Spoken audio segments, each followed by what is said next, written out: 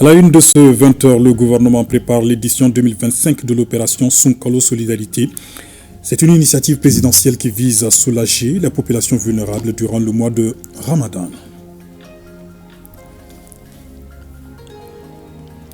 Briser la cabale médiatique contre les pays de l'AES. Les experts du Mali, du Niger et du Burkina Faso y travaillent depuis ce matin à Bamako. Ils finalisent notamment le projet de création de la Web TV de la Confédération. Et puis c'est parti à la Cité des Enfants pour la 3e édition de la semaine de loisirs de l'enfance de Bamako. Thème retenu cette année, les jeux, facteurs de paix et d'inclusion sociale. L'événement met en compétition une dizaine d'établissements scolaires de la capitale. Voilà pour les titres. Mesdames, Messieurs, bonsoir. Le Conseil des ministres s'est réuni en session ordinaire ce matin à Koulouba sous la présidence du chef de l'État, général d'armée Assimi Goïta. Le contenu du communiqué incessamment avec Ibrahima Djombele qui va certainement nous rejoindre sur ce plateau au cours de cette édition. En attendant, rendons-nous à la primature où le chef du gouvernement a présidé cet après-midi une rencontre sur les préparatifs de l'opération Sunkalo Solidarité édition 2025.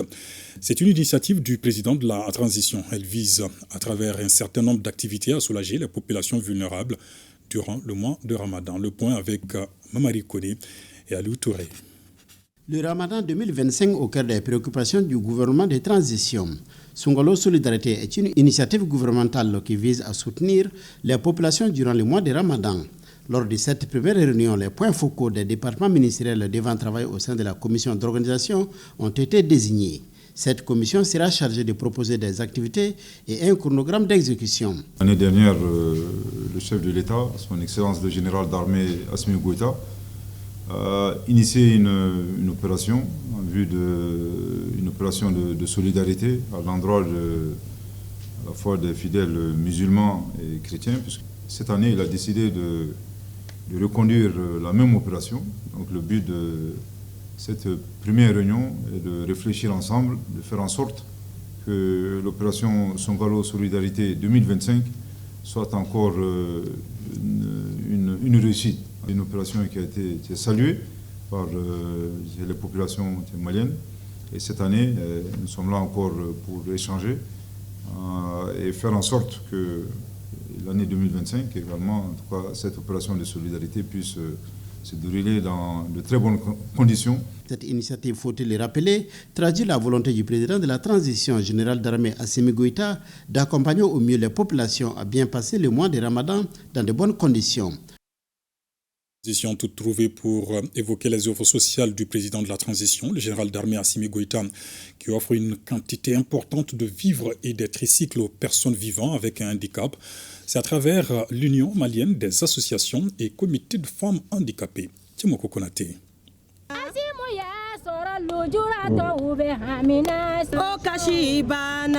Manifestation de joie pour accueillir un geste de haute portée à l'actif du président de la transition.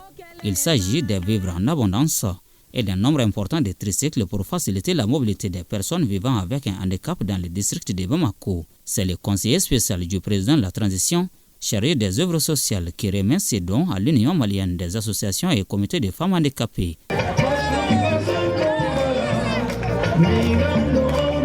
C'est toujours avec une immense joie de gratitude que je prends la parole pour magnifier l'œuvre d'un homme exceptionnel. Son Excellence, le président de la transition, chef de l'État, le général d'armée Assimi Goïta, qui a fait de son credo la générosité de cœur pour les plus défavorisés en ne laissant personne de côté. Autre don issu des œuvres sociales du président de la transition au bénéfice des personnes atteintes de handicap, des serpillères. La particularité de ces serpillères, c'est que ces serpillères sont fabriquées par nos jeunes aveugles. Les motos, c'est pour permettre l'autonomisation, la mobilité des femmes vivant avec handicap. Tout ça, le président de la transition l'a fait pour transmettre sa solidarité, son engagement envers les Maliens en général, les plus démunis. Pour renforcer les actions de plaidoyer en faveur des personnes vivant avec un handicap, la cible demande l'institutionnalisation de la journée du 3 décembre qui leur est dédiée et la construction d'un siège. Et cette décoration au bureau du médiateur de la République, ils sont 8 agents à recevoir leur médaille, une marque de reconnaissance pour service rendu à la nation. Boubacar Bablé Touré pour les détails. La reconnaissance du mérite représente toujours un sentiment de joie et d'émotion pour celui ou celle qui la reçoit et de surcroît si elle vient de l'État. C'est bien le ressenti de ces hommes et femmes du service du médiateur de la République. Au nombre de 8, dont 3 femmes, ces récipiendaires qui se sont fait distinguer par leur engagement, 5 ont reçu la médaille du mérite national avec effigie abeille et 3 sont élevés au grade de chevalier de l'ordre national. Quelle fierté que de vous remettre ces médailles en récompense de votre abnégation, de votre engagement et de l'amour du travail bien fait. Cette distinction est aussi une responsabilité qui vous astreint désormais à plus d'engagement, à plus de persévérance et à un effort soutenu au service de notre cher pays. Soyez donc des exemples. Conscients du poids de cette marque de reconnaissance, les récipiendaires réaffirment leur engagement à service davantage de la nation avec dévouement. Nous continuerons de servir avec abnégation et patriotisme notre chère patrie, le Mali, et nous nous investirons à travailler pour que l'idéal malien, à savoir le Mali croix, soit une réalité. La cérémonie a regroupé autour des récipiendaires les collègues de service, parents et amis venus partager ce moment combien important dans la vie d'un travailleur, celui de la reconnaissance du mérite. Lutte contre la fraude, la direction régionale du commerce, de la consommation et de la concurrence de Bamako multiplie les descentes sur le terrain. Elle vient de saisir une quantité importante de boissons périmées. Les commerçants concernés s'exposent à de lourdes peines, nous précise dans ce reportage Benoko Fofana. Le bien-être des consommateurs bamakois est l'une des priorités de la direction régionale du commerce, de la consommation et de la concurrence du district de Bamako. Dans le cadre de sa mission régalienne, cette direction a saisi une quantité importante de boissons jugées impropres à la consommation, qui étaient malgré tout destinées à la vente. L'opération s'est déroulée dans un entrepôt à Missabougou, en commune 6 du district de Bamako. Quand vous regardez de la bouteille, c'est une boîte, vous allez voir que c'est à consommer de préférence 6e 2024. Mais quand vous prenez l'emballage de la marchandise, vous voyez que c'est jusqu'en 2026. On peut imaginer vraiment jusqu'à 2000 cartons comme ça. Le texte prévoit une fois qu'une marchandise dont la date limite de consommation est dépassée, nous allons d'abord procéder à la saisie provisoire. Une fois la saisie conservatoire dépassée, donc nous allons introduire le dossier au niveau de la justice pour que la saisie définitive soit effectuée. Une fois la saisie définitive est effectuée, nous allons procéder vraiment à la destruction de ce produit-là. Cette saisie est une parfaite illustration de la lutte enclenchée par la direction régionale du commerce depuis un moment dans le but d'assainir les marchés de Bamako.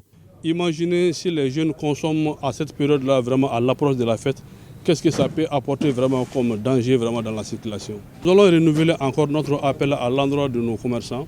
À chaque fois quand ils voient que la date de péremption du produit est dépassée, de faire appel vraiment aux services techniques.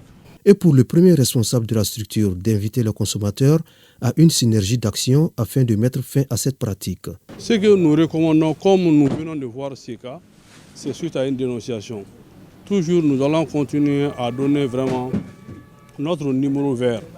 C'est les 36 088 et les 36 099. C'est les deux numéros verts, ce qui veut dire que toujours les consommateurs peuvent continuer toujours à dénoncer à partir de ces numéros-là. Face à cette pratique, la direction régionale du commerce, de la consommation et de la concurrence entend intensifier ses missions de surveillance pour le bonheur des consommateurs. Le chef d'état-major adjoint de la garde nationale en visite de commandement à Kangaba et à Kourémali, colonel Mori Sanogo, est allé s'enquérir des conditions de travail des femmes. Il en a profité pour passer un message d'encouragement aux hommes sur le terrain.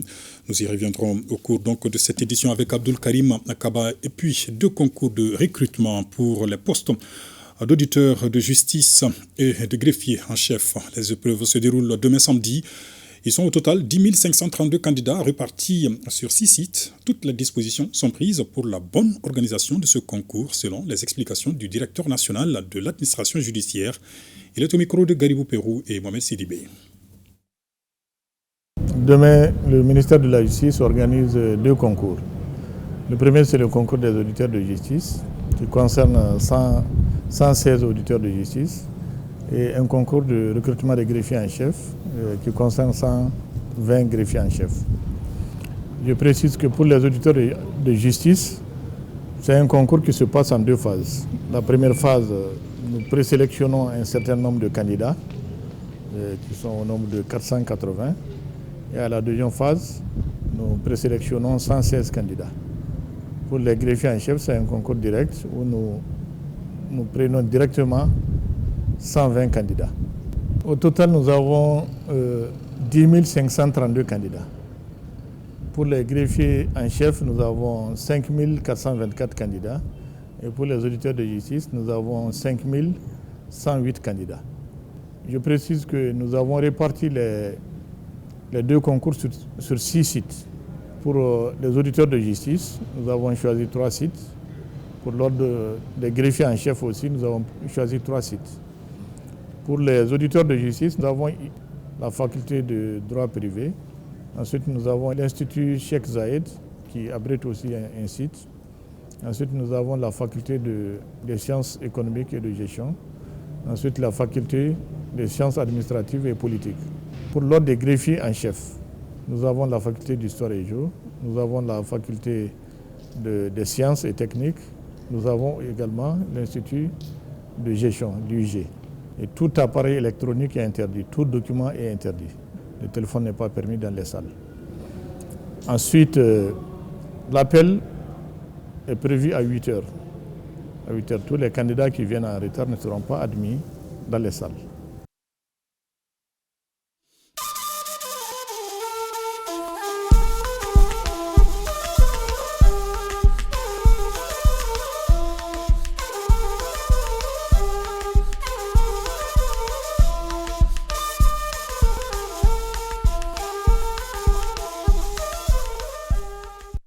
Je vous l'annonçais dans les titres, les États du Sahel décident de mettre leurs moyens en commun pour faire face au terrorisme et autres défis. Il s'agit notamment de la propagande médiatique mensongère. Les experts du Mali, du Niger et du Burkina Faso sont réunis à Bamako pour finaliser le projet de la Web TV de l'AES. Les précisions avec Alouzeni Touré. Pour faire face à l'acharnement médiatique dont elle est l'objet, l'Alliance des États du Sahel doit s'organiser pour riposter. La mise en place d'une Web TV participe de cette démarche. Les experts burkinabés, maliens et nigériens devraient au cours de cette réunion finaliser la mise en place de cette plateforme médiatique, à charge pour celle-ci de répondre aux mensonges fabriqués contre l'AES et véhiculer le bon message de sensibilisation. Pour se faire entendre et comprendre par la communauté internationale, la Confédération des États du Sahel doit communiquer et bien communiquer. En vue de faire face à la guerre informationnelle qui lui est imposée, nous sommes dans une phase de consolidation de la confiance entre le peuple et ses dirigeants par l'instauration de pratiques de bonne gouvernance utilisant les opportunités offertes par les plateformes numériques. Il s'agit là globalement de renforcer la communication institutionnelle et la fédération des États du Sahel et plus spécifiquement d'améliorer la connaissance des priorités de l'Alliance des États du Sahel auprès des populations cibles, de faire comprendre la vision de l'Alliance des États du Sahel, ses positions, ses décisions et actions pour rassurer les populations afin de renforcer leur adhésion. Consolider le capital confiance dont jouissent les dirigeants auprès des populations, tel est l'objectif de cet atelier qui réunit pendant 2 jours les responsables des chaînes publiques et les communicateurs des institutions. Le menu des discussions doit déboucher sur la validation des documents. La rencontre d'aujourd'hui se situe dans la suite logique de la première 6 indiquée. L'objectif visé par cette rencontre se situe à 3 niveaux. Valider les propositions de charte graphique faites par les 3 pays afin de retenir les 3 meilleures qui seront soumises à l'approbation du Collège des chefs d'État de la Confédération. Découvrir au public le logo de la Confédération. Procéder au lancement officiel de la plateforme numérique de la Web TV de la Confédération par les ministres en charge de la communication de la Confédération. Finaliser le document relatif à la création de la chaîne de télévision et de la radio de la Confédération des États du Sahel. Aussi, les directeurs des médias publics des 3 pays devraient procéder à la signature d'un mémorandum d'entente, lequel va préciser la nature de la collaboration à établir entre nos médias publics. Le président du Faso a présidé hier le dernier conseil des ministres de l'année. Selon le ministre porte-parole du gouvernement burkinabé, le conseil a examiné plusieurs rapports entendus, des communications orales et pris d'importantes décisions pour la bonne marche de la nation. Des précisions avec Bienvenue Tansa. Les assemblées consulaires des chambres d'agriculture sont dissoutes. C'est l'une des décisions phares de cette rencontre hebdomadaire de l'exécutif burkinabé.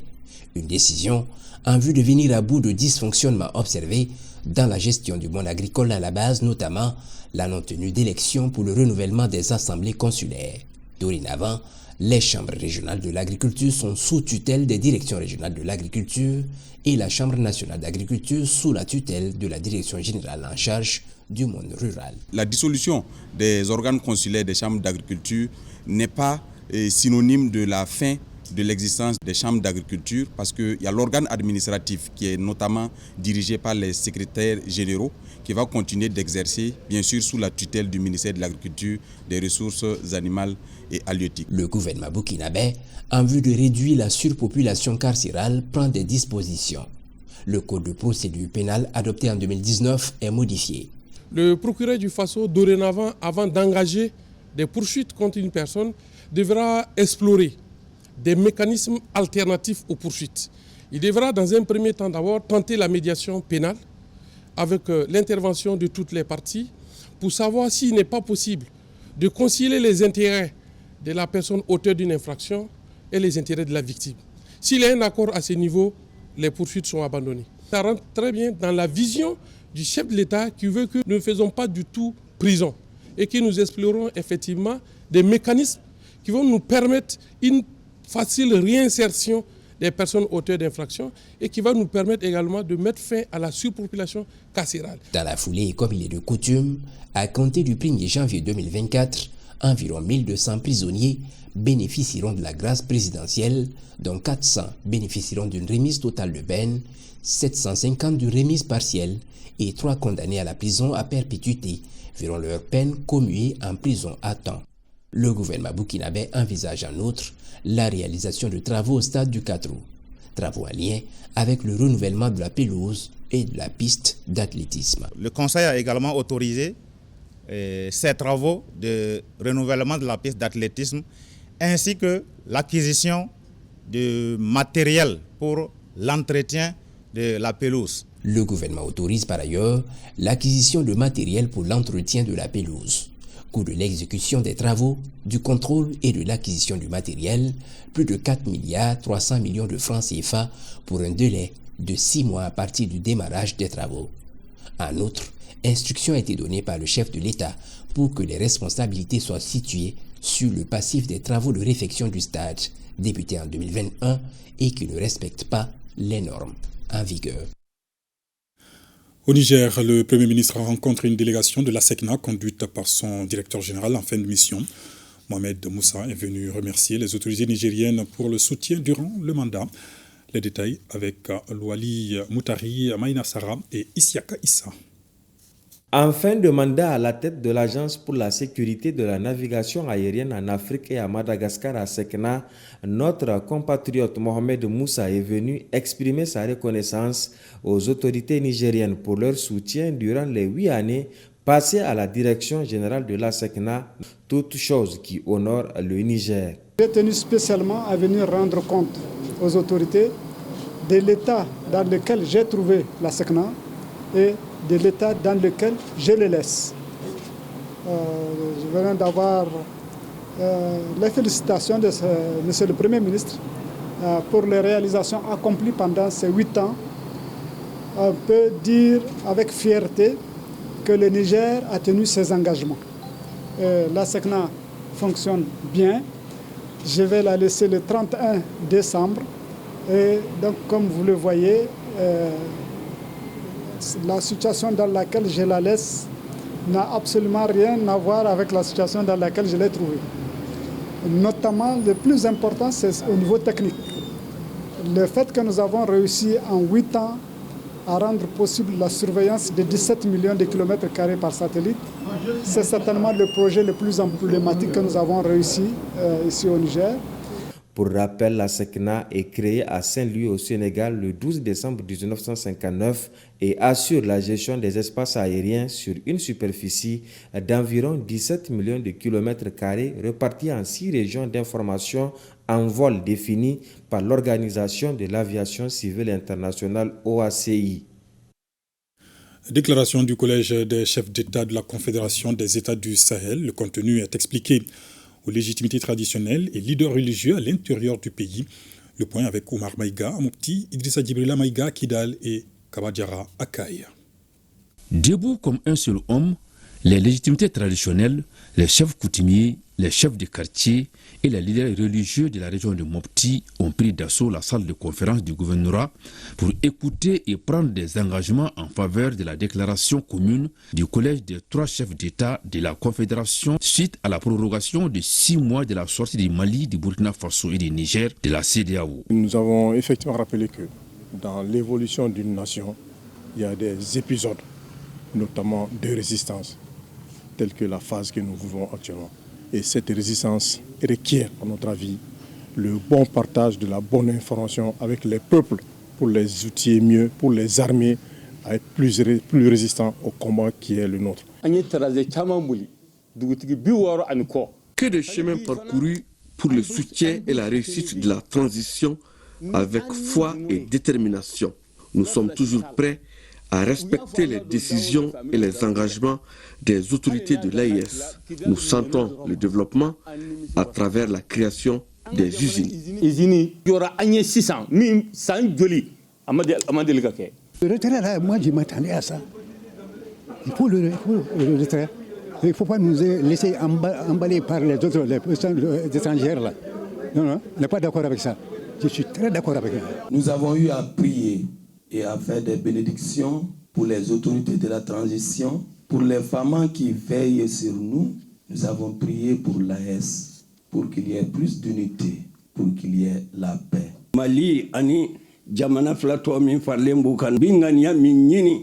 La volonté des chefs d'État de l'AES, qui consiste à faire des 3 pays un espace de paix et de développement, doit être soutenue. Les ennemis de la paix seront vaincus. L'AES va prospérer.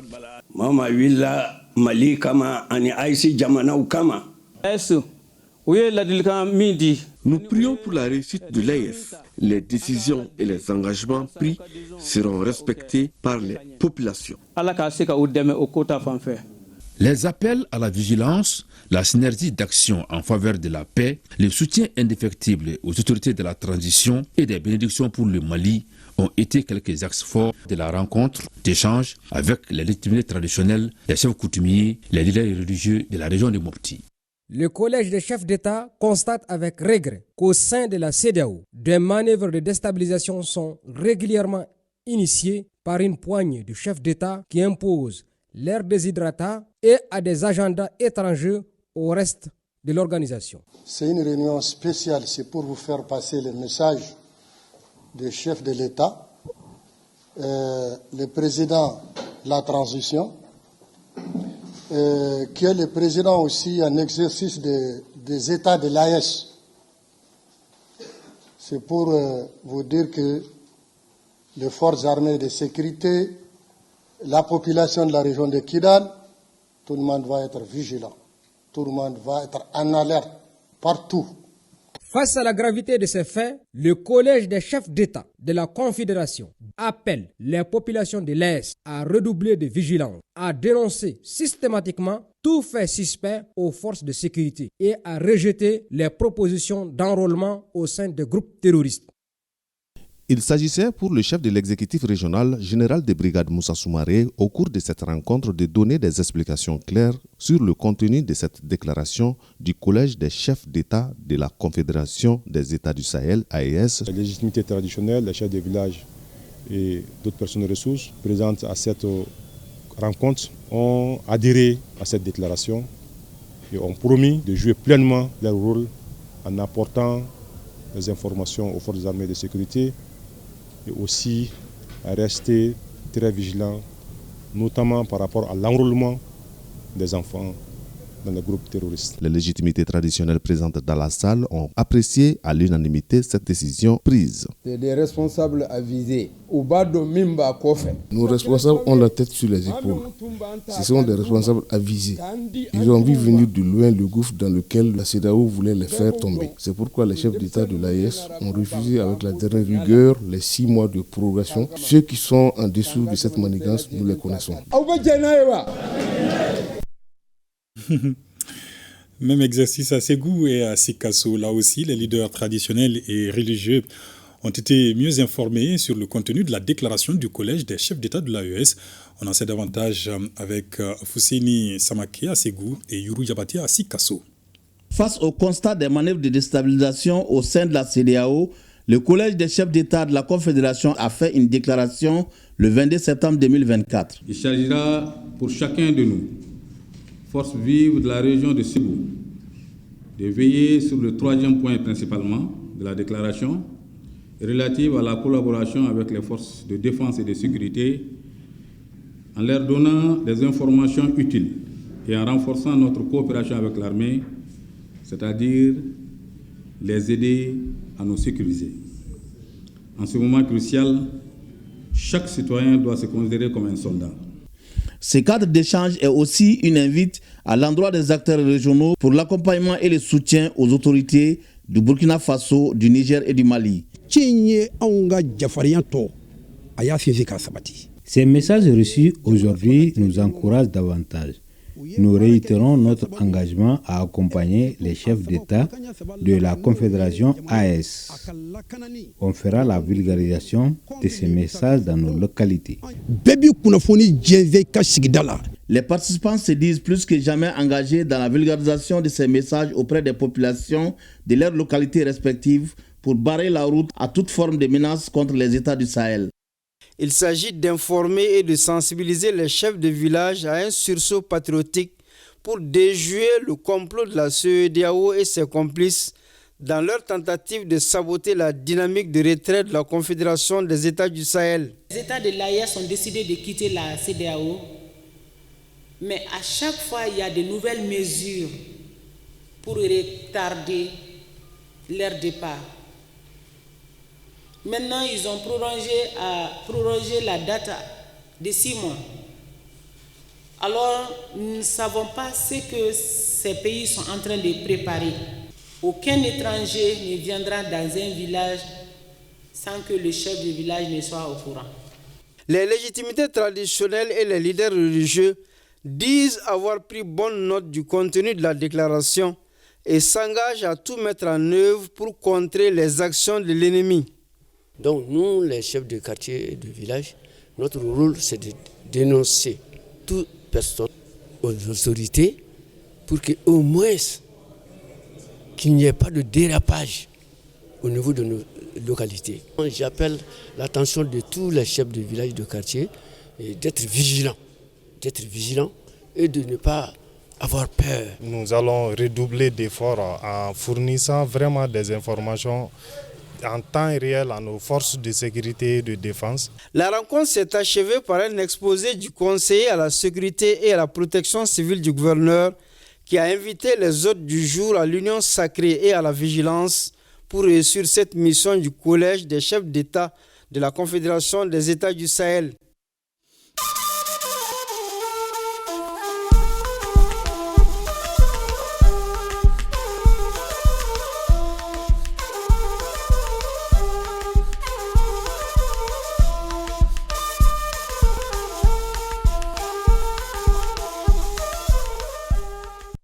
Je vous l'annonce à l'instant, le chef d'état-major adjoint de la garde nationale en visite de commandement à Kangaba et à Kourémalé, colonel Mori Sanogo, est allé s'enquérir des conditions de travail des femmes. Il en a profité pour passer un message d'encouragement aux hommes sur le terrain. Abdul Karim Kaba pour le commentaire. Le moral de la troupe est au beau fixe et l'espoir est désormais permis dans la lutte contre les forces du mal. C'est le constat fait par le chef d'état-major adjoint de la garde nationale à Kangaba et à Kourémalé. En se rendant dans les mandés pour la fête de Noël, le colonel Maurice Sanogo magnifie ainsi la volonté de la hiérarchie, c'est-à-dire être plus près des hommes sur le terrain. Cette visite donne du tonus à l'engagement des hommes Cette visite vient à point nommé et réconforte davantage le moral de la troupe. Le fait pour le commandement de se déplacer et de constater de visu les conditions dans lesquelles les hommes travaillent sur le terrain, nous ne pourrons que nous en réjouir. Et cette visite a également été pour nous quand même inaubaine. Avant de rassurer du soutien des populations aux femmes, le premier adjoint au préfet des cercles de Kangaba salue cette visite du chef d'état-major adjoint de la garde nationale qui galvanise ses concitoyens. L'occasion était bonne pour le chef d'état-major adjoint de la garde nationale d'effectuer une patrouille de grande envergure sur l'axe Bamako-Kouré-Mali. En invitant la troupe à adopter la bonne posture dans les postes de sécurité, le chef d'état-major adjoint de la garde nationale a salué la cohésion entre les femmes. Ça rentre dans le cadre de commandement de proximité. Venir sur le terrain, voir les conditions de vie et de travail des militaires. Aussi profiter pour prodiguer des conseils dans le cadre de l'exécution de leur mission régalienne. Cette visite du chef d'état-major adjoint de la garde nationale, colonel Maurice Anogo, a été aussi marquée par des rencontres avec les autorités administratives et coutumières du Mandi. Troisième édition de la semaine de loisirs de l'enfance de Bamako. Les activités sont lancées hier à la Cité des enfants. L'événement met en compétition une dizaine d'établissements scolaires de la capitale autour du thème « Les jeux, facteurs de paix et d'inclusion sociale ». Sokonakame Soko. Ils sont au total une dizaine d'établissements scolaires de Bamako à répondre présents à l'appel de la Cité des enfants pour cette traditionnelle activité ludique. Il s'agit bien de Céléba, entendez là, semaine de loisirs de l'enfance de Bamako. La présente édition 3e du genre se veut un rendez-vous du donner et du recevoir. La compétition s'étend sur 3 jours et c'est sur 4 jeux. Le premier jeu, c'est le grand jeu. Et la connaissance du Mali. Le second jeu, c'est le drapeau. On a un troisième jeu qui est le jeu des lettres. Donc, c'est les jeux qui sont en compétition et un jury va les départager. Certains enfants en situation de handicap participent à la compétition. Pour relever les défis, surtout en matière d'éducation et de bien-être des enfants, les initiateurs bénéficient de l'appui de certains partenaires. L'UNICEF y a pris part et continuera à travailler avec le gouvernement du Mali pour que chaque enfant jouisse de son plein droit à une santé et à une éducation de qualité. Cette semaine sera une opportunité pour les enfants à travers une diversité de jeux modernes et traditionnels et autres activités de favoriser l'expression de l'intelligence collective, de cultiver l'esprit de créativité.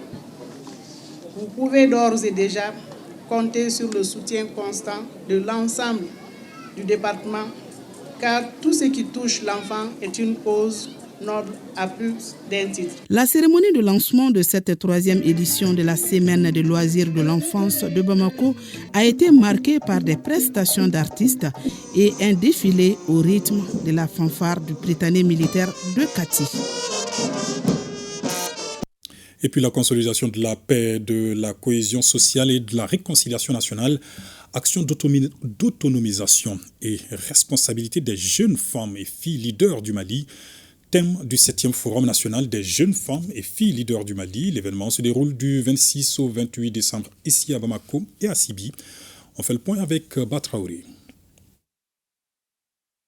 Le réseau national de la jeunesse du Mali, RINAGEM, respecte une tradition en organisant le 7e Forum national des jeunes filles, femmes et leaders du Mali. Les responsables de ce mouvement sont convaincus que les jeunes filles et femmes, quoique constituant une couche fragile de la société, ont un rôle important pour l'avenir du Mali.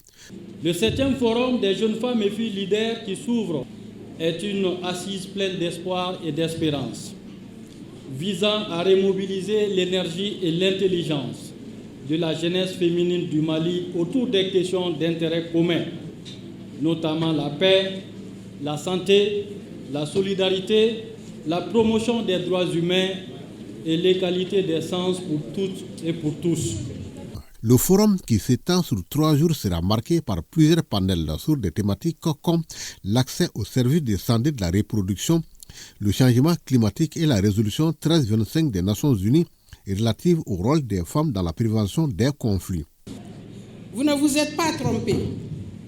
La femme, en tant que mère de l'humanité et socle de notre société, est aujourd'hui la meilleure actrice du renforcement de la cohésion sociale et de la paix durable dans nos familles, dans nos communautés, dans le pays tout entier et au monde.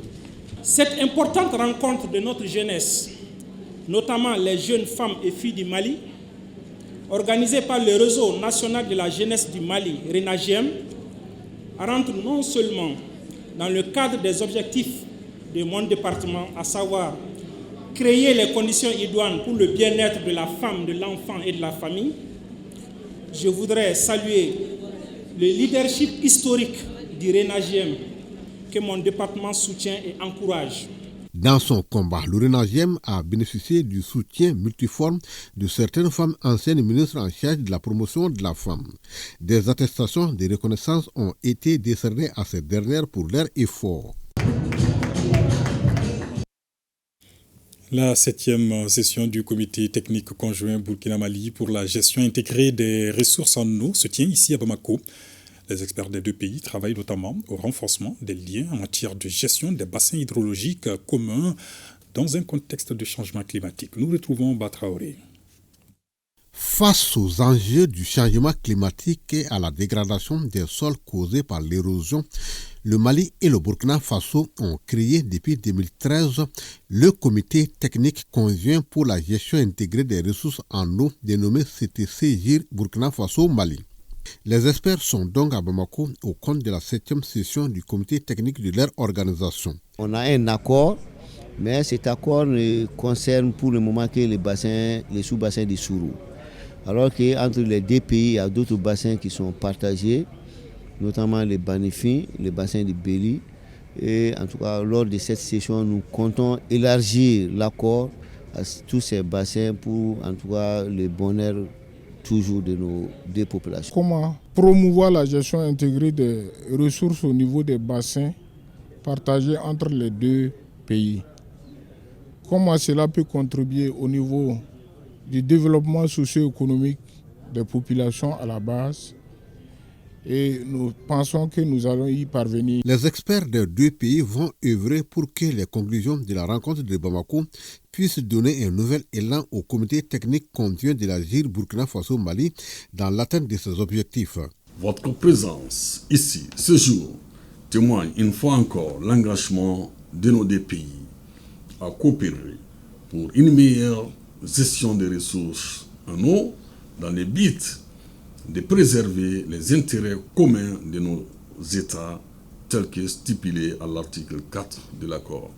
La session est organisée grâce à l'appui des partenaires comme le Partenariat global ouest-africain pour l'eau et l'ambassade des Pays-Bas.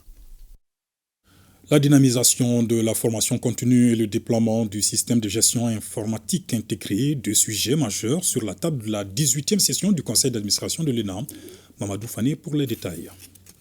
Le plan d'action 2024 de l'École nationale d'administration Nouvelle ENA a été exécuté à 54%. C'est ce qui ressort de la 18e session du conseil d'administration de cette structure.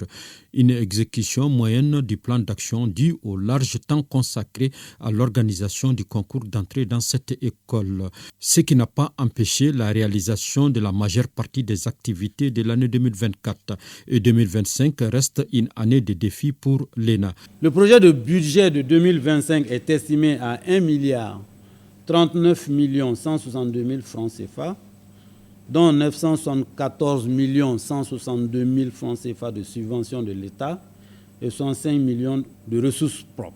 La subvention de l'État représente donc toujours la quasi-totalité du budget de l'ENA, soit 93,74%. Avec un budget en hausse de 7,2% par rapport à 2024, l'École nationale d'administration doit poursuivre les efforts entamés pour doter l'administration malienne de cadres valables au service de leur pays. Nous avons pleinement conscience des efforts que la direction et les travailleurs de l'ENA déploient pour l'atteinte de ces résultats. Nous savons également que l'ENA rencontre des difficultés. Le défi constant est que l'ENA devra redoubler d'efforts pour réussir ses missions et répondre aux préoccupations des plus hautes autorités, à savoir doter notre administration de ressources humaines qualifiées pour assurer le développement harmonieux et durable du pays. Le conseil d'administration, organe d'orientation et de contrôle des activités, devra se prononcer sur les documents qui lui sont soumis pour la bonne marche de la structure. 29e session du conseil d'administration de la Caisse nationale d'assurance maladie. Les administrateurs adoptent les activités et le budget 2025 de la CANAM. On en sait plus avec Ari Djoumatina. C'est autour des 5 points stratégiques que le programme d'activité de 2025 de la Caisse nationale d'assurance maladie sera bâti. Ces axes majeurs assortis d'objectifs opérationnels entrent en droite ligne de la vision de développement de la CANAM. L'opérationnalisation du RAMI et la couverture des populations cibles du RAMI, la mobilisation des financements et la soutenabilité du RAMI, la maîtrise des prestations et la qualité des services de santé, la maîtrise des processus délégués, la performance organisationnelle. Pour cette 29e session du conseil d'administration de la structure de protection sociale, les administrateurs sont appelés à se pencher sur plusieurs aspects, tels que l'adoption et l'examen du compte de gestion 2023, du rapport du commissaire au compte, en passant par l'examen et l'adoption du programme d'activité ainsi que le budget de 2025. Toutes sources de financement confondues, elles se chiffrent en recettes et en dépenses à la somme de 125 milliards 854 163 675 francs CFA en 2025. Le projet de budget présenté constitue un cadre financier structuré et équilibré visant à répondre aux priorités stratégiques de la CANAM tout en garantissant une gestion rigoureuse des ressources. À la Caisse nationale d'assurance maladie, les nombreux efforts en cours seront consolidés et renforcés en 2025 au bonheur des populations maliennes. Ces activités qu'on a proposées permettent de renforcer les acquis de 2024 et aussi de corriger les faiblesses.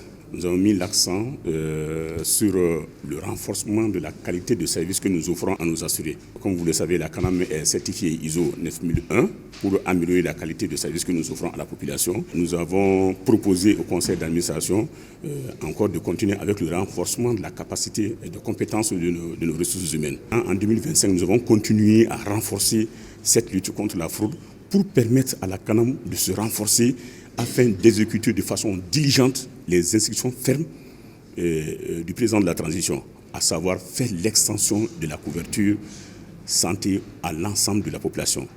Et c'est avec la plus grande rigueur que les documents de cette 29e session du conseil d'administration ont été analysés par les administrateurs, afin que la structure de protection sociale, résolument engagée dans la mise en œuvre d'un système de management de qualité, puisse maintenir la dynamique.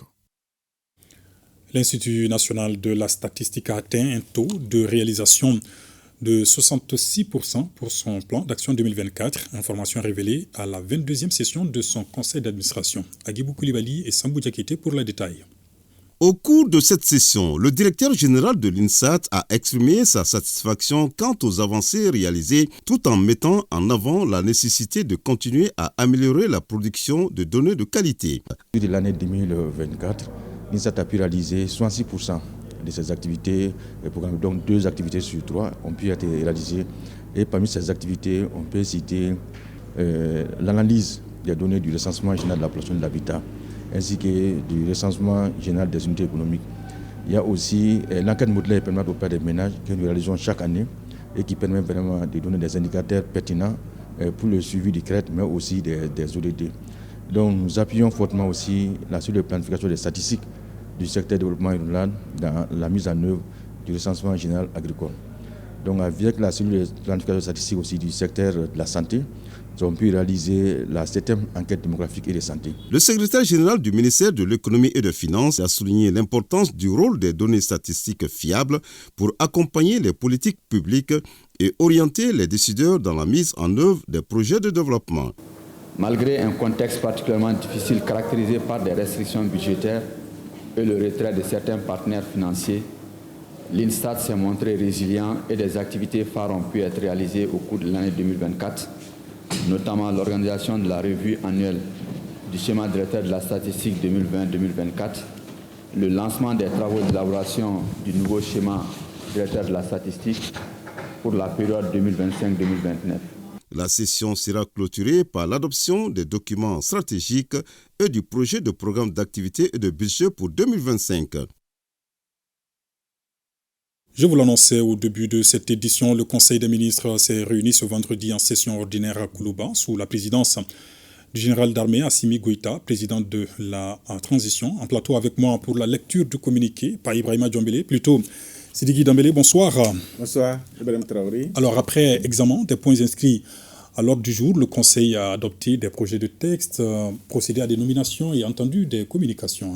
Tout à fait, Ibrahim Traoré. Mesdames et messieurs, bonsoir. Au chapitre des mesures législatives et réglementaires sur le rapport du ministre délégué auprès du Premier ministre chargé des réformes politiques et du soutien au processus électoral, le Conseil des ministres a adopté un projet d'ordonnance portant modification de la loi numéro 2022-019 du 24 juin 2022, modifiée portant loi électorale. L'application de la loi électorale a révélé des insuffisances liées notamment à la révision annuelle des listes électorales qui a eu lieu du 1er octobre au 31 décembre de chaque année à la prise en compte des citoyens enrôlés par les RAVEC avant l'âge de 15 ans dans la base de données et à la transmission des listes électorales à l'autorité indépendante de gestion des élections uniquement à l'année électorale pour la mise à jour du fichier. Le projet d'ordonnance est adopté en vue de procéder à la modification des dispositions des articles 52, 57 et 70 de la loi électorale. La modification vise à prendre en compte les orientations de la lettre de cadrage du président de la transition, chef de l'État, relativement à la création des conditions nécessaires à l'organisation d'élections transparentes et apaisées. Cette modification permettra de procéder à la prolongation de la durée de la révision annuelle des listes électorales, d'inscrire sur la liste électorale les citoyens en âge de voter remplissant les conditions et qui ne figurent pas sur la base des données biométriques de l'état civil sur présentation d'un acte de naissance, d'un récépissé d'enrôlement ou de la fiche descriptive individuelle et la transmission des listes électorales à l'autorité indépendante de gestion des élections pour la mise à jour du fichier. 2. Sous le rapport du ministre de la Refondation de l'État chargé des relations avec les institutions, le Conseil des ministres a adopté un projet de décret fixant le cadre organique de la direction des finances et du matériel du ministère de la Refondation de l'État. Les directions des finances et du matériel sont des services centraux créés par l'ordonnance numéro 09-010 PRM du 4 mars 2009 avec pour mission d'élaborer les éléments de la politique nationale dans le domaine de la gestion des ressources financières et matérielles et de l'approvisionnement des services publics. L'application du décret numéro 2019-0751 PRM du 30 septembre 2019 fixant le cadre organique de la direction des finances et du matériel du ministère des réformes institutionnelles et des relations avec la société civile a révélé des insuffisances liées notamment à l'évolution de l'environnement institutionnel et la non prise en compte de certains cadres corps. Le projet de décret adopté corrige ces insuffisances et dote la direction des finances et du matériel du ministère de la Refondation de l'État pour les 5 prochaines années en personnel nécessaire pour l'exécution de ses missions. 3. Sous le rapport du ministre de l'Urbanisme, de l'Habitat, des Domaines, de l'Aménagement du territoire et de la population, le Conseil des ministres a adopté A. Un projet d'ordonnance portant modification de la loi numéro 96-030 du 12 juin 1996 portant création de l'Office malien de l'habitat. B. Un projet de décret portant modification du décret numéro 96-179 PRM du 19 juin 1996 fixant l'organisation et les modalités de fonctionnement de l'Office malien de l'habitat. L'Office malien de l'habitat est un établissement public à caractère administratif créé par la loi numéro 96-030 du 12 juin 1996 avec pour mission de mener des actions tendant à la promotion de l'habitat collectif et individuel et de créer les conditions favorables au financement des programmes d'opérations immobilières. Le décret numéro 96-179 PRM du 19 juin 1996 fixe son organisation et les modalités de son fonctionnement. Avec le lancement du programme de réalisation des logements sociaux, l'Office malien de l'habitat s'est vu assigner de nouvelles missions, notamment la participation au financement et à la réalisation des programmes de logements sociaux, la participation aux travaux d'attribution des 10 logements attribués ou cédés, le suivi du recouvrement des mensualités des logements attribués ou cédés, la gestion des logements et de leurs sites. Ces nouvelles missions ont fondamentalement modifié la structure des ressources de l'Office et constituent des défis dans l'exécution de ses activités au quotidien. Pour ce faire, il est apparu nécessaire de modifier ces textes de création et d'organisation. Les projets de textes sont adoptés dans ce cadre. C. Un projet de décret portant affectation à la présidence de la République de la parcelle de terrain objet du titre foncier numéro 21052 du cercle de Caille, 6 à Djakalel, commune rurale de Bangassi. La parcelle de terrain d'une superficie de 20 ar 0 centiares du cercle de Caille, 6 à Djakalel, commune rurale de Bangassi, est destinée à satisfaire les besoins de construction des locaux des services de la présidence de la République. Au chapitre des mesures individuelles, le Conseil des ministres a procédé à des nominations. La liste nominative des intéressés est disponible sur le site web du secrétariat général du gouvernement www.sdg-mali.ml et dans le journal L'Essor. Au chapitre des communications, 1. Sur le rapport du ministre de l'Économie et des Finances, le Conseil des ministres a pris acte d'une communication relative au document du Malikura Nyetasera Kabin 100-2063 et de la stratégie nationale pour l'émergence et le développement durable 2024-2033. La réalisation d'un taux de croissance du PIB de 10% sur les 30 prochaines années est l'une des recommandations formulées lors des assises nationales de la refondation. Pour l'atteinte de cet objectif, il est apparu nécessaire d'élaborer une vision de développement à long terme pour notre pays qui fera suite à l'étude nationale prospective Mali 2025. Le cadre stratégique pour la relance économique et le développement durable 2019-2023 étant arrivé à terme en décembre 2023, le gouvernement a exprimé le souhait d'élaborer un nouveau document stratégique de référence pour le développement du pays.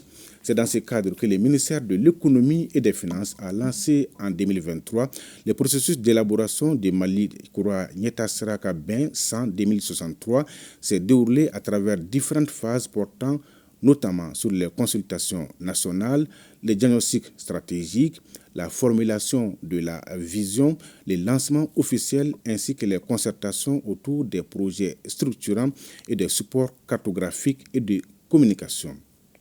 Malikura Nyetasera Kabin 100-2063 est une initiative ambitieuse et inclusive visant à transformer le Mali en une nation émergente en 2033.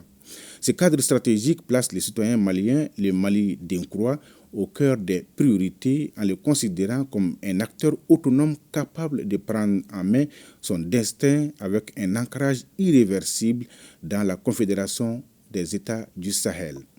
La mise en œuvre de Malikura Nyetasera Kabin 100-2063 se décline en 4 phases décennales. Phase 1, 2024-2033, elle aura pour objectif global la refondation de l'État et la transformation structurelle de l'économie avec comme objectif spécifique l'éradication du terrorisme, la cohésion sociale, le développement d'une économie nationale intégrée avec des pôles de développement régionaux, l'amélioration de la gouvernance et des infrastructures. Phase 2, 2034-2043, elle sera consacrée à la spécialisation dans les secteurs à haute valeur ajoutée. Il s'agira au cours de cette période de consolider les acquis de l'émergence économique avec comme objectif le renforcement des acquis de la première phase, le développement des industries lourdes et technologies de pointe. Phase 3, 2044-2053, cette période est celle d'un développement humain élevé consistant à améliorer durablement le bien-être des populations maliennes en éradiquant toutes les formes de pauvreté à travers l'amélioration des services de santé, de l'éducation, le développement des infrastructures et la lutte contre la pauvreté. Phase 4, 2054-2063. Cette phase est celle de la consolidation des acquis des phases précédentes. Elle désigne une industrialisation achevée par une évolution accélérée du secteur manufacturier et un développement harmonieux des services. Quant à la stratégie nationale pour l'émergence et le développement durable 2024-2033, cadre opérationnel pour la première décennie de mise en œuvre de Malikura Nyetasra Kabensan 2063, elle vise à renforcer et prolonger l'agenda des réformes structurelles contenues dans le cadre stratégique de la refondation de l'État 2023-2031 pour la consolidation des fondements de la stabilité macroéconomique et installer l'économie sur une trajectoire de croissance forte, inclusive, durable de 10% en moyenne par an. Elle est bâtie autour de 5 axes stratégiques, 13 objectifs globaux et 38 objectifs spécifiques dont la mise en œuvre permettra d'atteindre son objectif général, la refondation de l'État et la transformation structurelle de l'économie. 2. Le ministre de l'Administration territoriale et de la décentralisation a informé le Conseil des ministres de la dissolution du Conseil communal de la commune 6 du district de Bamako. La dissolution du Conseil communal est prévue par la loi numéro 23-004 du 13 mars 2023 portant Code des collectivités territoriales. Au terme de l'article 8 de la loi susvisée, le conseil communal peut être suspendu ou dissous. Dans tous les cas, le conseil communal est admis préalablement à fournir des explications écrites par l'entremise du maire ou aux représentants de l'État dans les cercles. Le conseil communal de la commune 6 du district de Bamako se caractérise depuis un certain temps par des dysfonctionnements et des violations de la loi. Face à cette situation, une demande d'explication a été adressée au dit conseil communal conformément aux dispositions de la loi susvisée. Les faits ci-dessus évoqués justifient la dissolution proposée à l'effet de mettre fin aux dérives constatées. Au terme de l'article 10 de la loi numéro 20-23-004 du 13 mars 2023 portant Code des collectivités territoriales, la dissolution est prononcée par décret motivé pris en Conseil des ministres sur proposition du ministre chargé des collectivités territoriales. 3. Le ministre de la Justice et des Droits de l'Homme, garde des Sceaux, a informé le Conseil des ministres de l'organisation d'un concours de recrutement de 116 auditeurs de justice et de 120 greffiers en chef. La justice est aujourd'hui confrontée à de nombreux défis à la fois d'ordre matériel, financier et humain. Afin de relever ces défis, il est prévu pour l'exercice budgétaire 2024 de recruter 116 auditeurs de justice, dont 96 auditeurs de l'ordre judiciaire, 20 auditeurs de l'ordre administratif et 120 greffiers en chef. Les épreuves de la première phase du concours de recrutement des auditeurs de justice et celles du concours de recrutement des greffiers en chef se dérouleront le 28 décembre 2024 à Bamako, centre unique. Ces recrutements permettront d'améliorer la gouvernance au sein de la justice et l'accessibilité de la justice pour tous. 4. Le ministre de l'Économie et des Finances a informé le Conseil des ministres de la désignation du Mali pour assurer la présidence tournante de la conférence interafricaine des marchés d'assurance à partir de janvier 2025. Le Mali a signé un traité en 1992 avec 13 autres pays pour créer un espace communautaire en matière d'assurance dénommé Conférence interafricaine des marchés d'assurance. L'un des principaux objectifs de la conférence est de renforcer la coopération dans le domaine des assurances dans les États membres en instituant un marché élargi et intégré de l'industrie des assurances réunissant les conditions d'un équilibre satisfaisant au point de vue technique, économique et financier. La présidence du Conseil est exercée à tour de rôle par chaque État membre pour une durée d'1 an selon l'ordre suivant: Congo, Centrafrique, Sénégal, Côte d'Ivoire, Mali, Niger, Gabon, Bénin, Burkina Faso, Cameroun, Togo, Tchad, Guinée équatoriale et Guinée-Bissau. À l'issue des travaux de la deuxième réunion ordinaire de l'année qui s'achève, tenue le 17 décembre 2024 par visioconférence, les ministres chargés des assurances ont désigné les ministres de l'économie et des finances du Mali pour assurer la présidence du Conseil au titre de l'année 2025, conformément aux dispositions de l'article 10 du traité. 5. Les ministres de la Jeunesse et des Sports chargés de l'instruction civique et de la construction citoyenne a informé le Conseil des ministres de la mise en place du Bureau exécutif national du Conseil national de la jeunesse. Conformément aux recommandations des États généraux de la jeunesse tenus en décembre 2023, le ministère de la Jeunesse et des Sports, chargé de l'instruction civique et de la construction citoyenne, s'est engagé dans un processus de refondation du Conseil national de la jeunesse du Mali.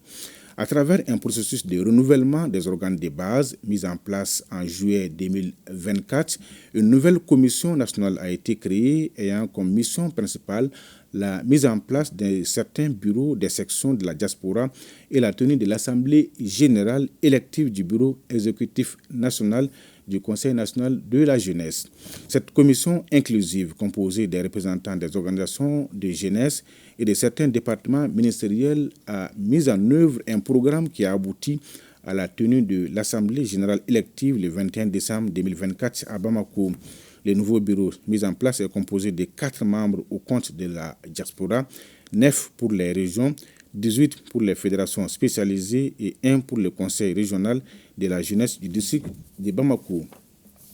Il faut noter que pour la première fois, une assemblée générale élective du Conseil national de la jeunesse du Mali s'est tenue dans les urnes avec un dispositif inclusif garantissant la transparence et sans aucune contestation. 6.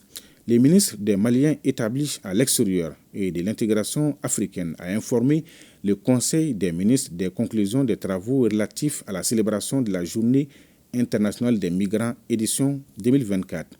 La Journée internationale des migrants avait pour thème « Migration, genre et changement climatique, quelle protection pour les personnes en mobilité ». La cérémonie d'ouverture des festivités commémoratives de cette journée a eu lieu le 19 décembre 2024 à Ségou sous la présidence du Premier ministre, chef du gouvernement. Plusieurs personnalités et acteurs du domaine de la migration ont pris part aux travaux. La célébration de la journée a été aussi marquée par la tenue de conférences, des sessions de discussions techniques, d'une table ronde avec les élus locaux et d'un atelier de formation des élus sur les mécanismes d'investissement de la diaspora. 7. Le ministre de l'Agriculture a informé le Conseil des ministres de sa participation à la 6e édition de la foire agricole de Sikasso et à la 2e édition des Journées nationales du sésame du Mali. La 6e édition de la foire agricole de Sikasso 2024, qui s'est tenue du 13 au 15 décembre 2024 à Sikasso, avait pour thème « Agriculture durable, facteur de développement économique et de création d'emplois pour un avenir meilleur ». La 2e édition des Journées nationales du sésame du Mali, tenue à Ségou du 15 au 16 décembre 2024, avait pour objectif de promouvoir et valoriser la filière sésame en tant que levier stratégique pour le développement économique et social du pays en exploitant pleinement son potentiel dans les chaînes de valeur agricole et les marchés internationaux. À l'issue des 2 éditions, des recommandations ont été formulées en vue d'un développement harmonieux des organisations interprofessionnelles agricoles et de la filière sésame au Mali. 8. Le ministre de l'Environnement, de l'Assainissement et du Développement durable a informé le Conseil des ministres de la participation du Mali à la 16e conférence de la Convention des Nations Unies sur la lutte contre la désertification et la sécheresse tenue à Riyad, en Arabie Saoudite. La 16e conférence des parties de la Convention des Nations Unies sur la lutte contre la désertification s'est tenue à Riyad, en Arabie Saoudite, du 2 au 13 décembre 2024 sur le thème « Notre terre, notre avenir ». Notre pays a pris part à cette conférence avec une délégation composée des représentants des institutions de la République, des départements ministériels, des services techniques et de la société civile. Conformément à l'agenda de la 16e conférence des parties, la délégation malienne a participé aux événements de haut niveau, aux rencontres avec les partenaires techniques et financiers, aux négociations, aux événements parallèles ainsi qu'aux activités dans le cadre de l'Alliance des États du Sahel. La participation à cette conférence a permis à notre pays de réaffirmer son engagement dans la lutte contre la désertification et la sécheresse, de développer un cadre de partenariat stratégique et fécond pour la mobilisation des ressources financières nécessaires au financement des programmes et projets prioritaires du Mali et de renforcer les capacités techniques des parties prenantes en matière de lutte contre la désertification. 9. Le ministre des Affaires religieuses, du culte et des coutumes a informé le Conseil des ministres de la tenue prochaine de la cérémonie de remise des diplômes aux imams formés à l'Institut Roi Mohamed VI de Rabat. La cérémonie de remise des diplômes aux imams formés à l'Institut Roi Mohamed VI de Rabat aura lieu le samedi 4 janvier 2025 au Centre international de conférence de Bamako. Cet événement vise à saluer l'effort du président de la transition dans l'obtention de 300 bourses auprès du Maroc après 3 ans d'interruption, honorer les imams ayant achevé avec succès leur formation, mettre en lumière le rôle stratégique des imams dans la promotion des valeurs de paix, de coexistence et de cohésion sociale dans nos communautés, et réaffirmer l'engagement de notre pays en faveur de la lutte contre l'extrémisme et de la consolidation d'un islam authentique basé sur le juste milieu. L'événement s'inscrit dans le cadre du partenariat de notre pays avec le Royaume du Maroc. 10. Le ministre de la Santé et du Développement social a informé le Conseil des ministres de la situation épidémiologique du pays, marquée notamment par une stagnation du nombre de cas testés positifs de la maladie à coronavirus par rapport à la semaine précédente et par une diminution du nombre de cas confirmés de dengue comparé à celui de la semaine écoulée. Le président de la transition, chef de l'État, a cependant appelé la population au strict respect des mesures de prévention et de lutte contre les maladies. Voilà, Ibrahim Traoré, ce qu'il fallait retenir du communiqué du Conseil des ministres de ce soir. Un très long texte. C'était là donc le dernier Conseil des ministres de l'an 2024 avec Sidiki Dambélé. Encore une fois, merci. La suite de cette édition avec la signature de contrat entre la société malienne Mandé Électronique et son partenaire chinois DEI. C'est pour la fourniture d'énergie aux populations maliennes. On en sait davantage avec Alouzeni Touré. La société Mandé Électronique NA est une société de droit malien qui conclut avec la société chinoise DEI un contrat de fourniture d'énergie verte dans le cadre d'un partenariat gagnant-gagnant. Pour ce faire, une signature de contrat a précédé cette mise au marché des produits qui varient en fonction des besoins et de la catégorie du client. Depuis 3 mois, ils sont là, on est en train de travailler. La qualité des matériels quand même, c'est le numéro 1 dans le monde. Le partenariat, c'est des fournitures et vente les matériels solaires et la fourniture. Et en même temps, on va garantir les produits. Le partenariat entre ces deux structures va booster l'offre énergétique de notre pays et surtout dans le domaine de l'énergie verte, spécialité du partenaire DEI. Notre marchandise garantie de 10 ans. Donc on a le service après-vente. On a le service pour avant la vente. Notre produit, c'est le convertisseur avec batterie lithium, avec panneau soleil, tout. On fait toutes les installations. Il y en a grands, il y en a petits, il y en a pour la maison, il y en a pour les sociétés, pour les commerciales. Par exemple, le grand usine, voilà, au grand supermarché comme ça. On a fait un groupe de notre produit, c'est 100 caviar. Le grand convertisseur, 100 caviar. On peut inclure à 20 pièces, ça fait 2 mégawatts.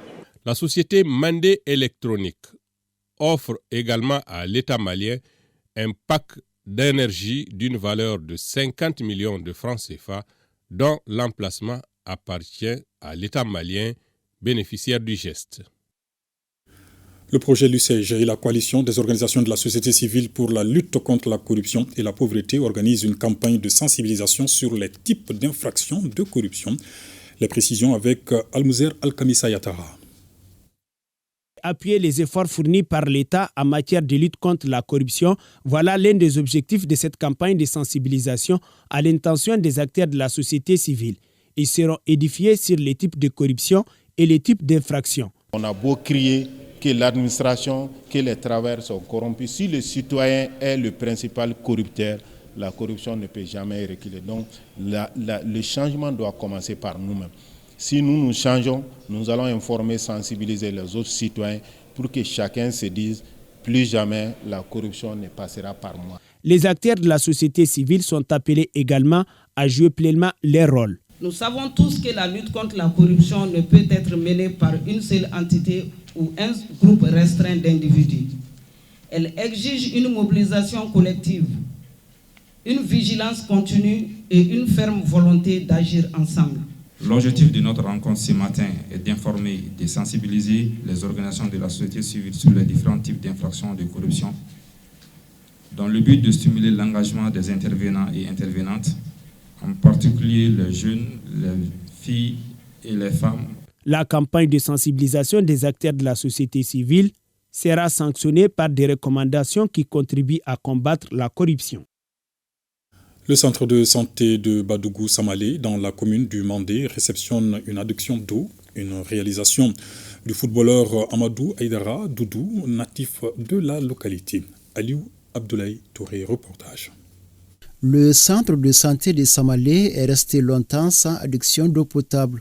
Aujourd'hui, le centre vient de voir un rêve se réaliser grâce à la fondation du jeune footballeur Amadou Aïdara. On avait vraiment besoin de ça parce que les dames avaient la difficulté d'avoir de l'eau. Chaque fois, on cherchait de l'eau au niveau du puits. Quand il fait chaud, pendant la saison, c'est extrêmement difficile.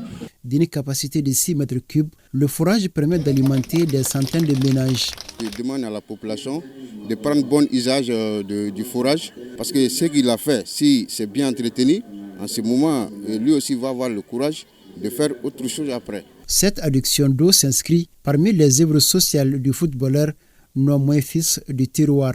L'eau, c'est la vie et ça fait partie des services sociaux de base nécessaires et indispensables à toute communauté.